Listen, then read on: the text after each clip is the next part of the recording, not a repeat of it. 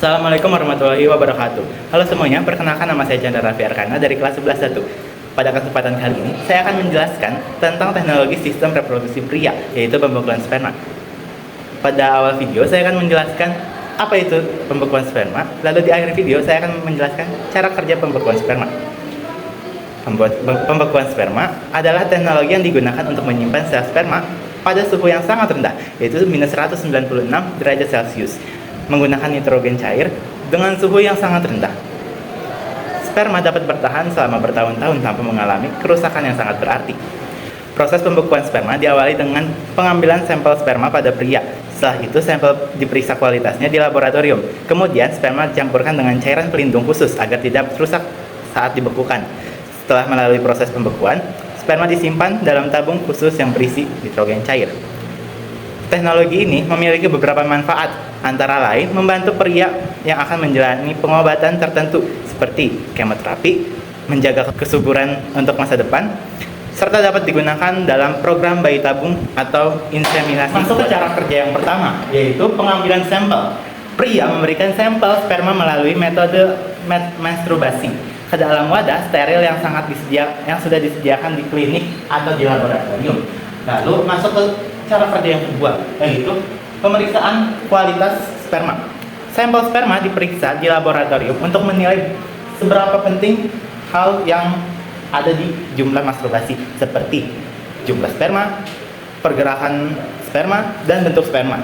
Tujuannya untuk memastikan kualitas sperma itu sangat baik. Langsung masuk ke setelah dari cara kerja yang kedua, masuk ke cara kerja yang ketiga, yaitu pencampuran cairan pelindung. Cairan pelindungnya namanya cryoprotectant. Nah, sperma dicampurkan dengan cairan pelindung khusus. Cairan cryoprotectant berfungsi untuk melindungi sperma dari kerusakan akibat suhu dingin dan mencegah terbentuknya kristal es. Dari tahap ketiga, kita langsung masuk ke tahap keempat, yaitu pembekuan secara bertahap. Nah, sperma digunakan secara bertahap. Pertama diturunkan ke 4 derajat Celcius, kemudian perlahan lagi turun mencapai minus 20 derajat Celcius.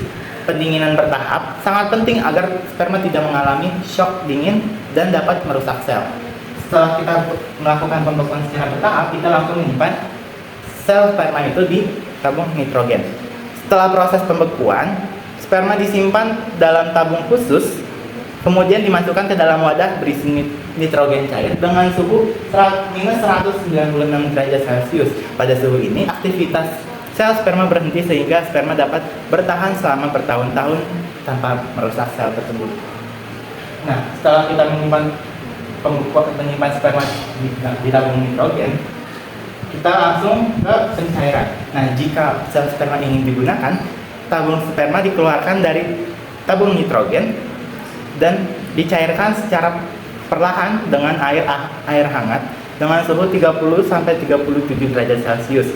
Pencairan yang terlalu cepat atau terlalu panas dapat merusak sel sperma.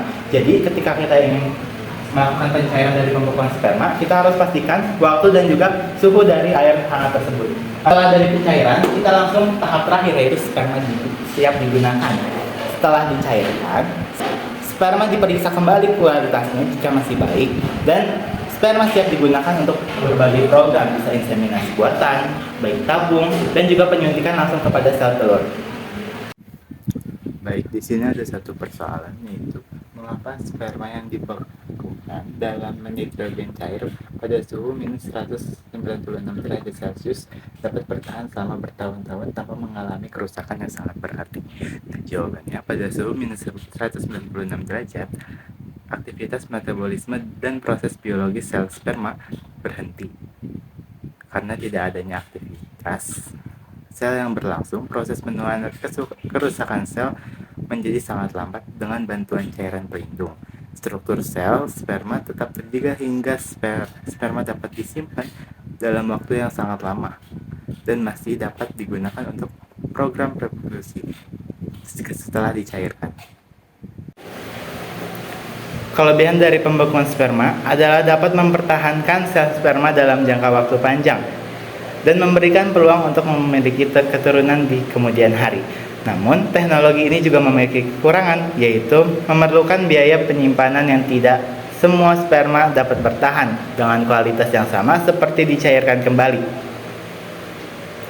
Dari penjelasan tersebut dapat disimpulkan bahwa pembekuan sperma merupakan salah satu teknologi reproduksi pria yang berfungsi untuk menyimpan sperma dalam jangka waktu panjang dan dapat digunakan di masa mendatang untuk membantu proses reproduksi.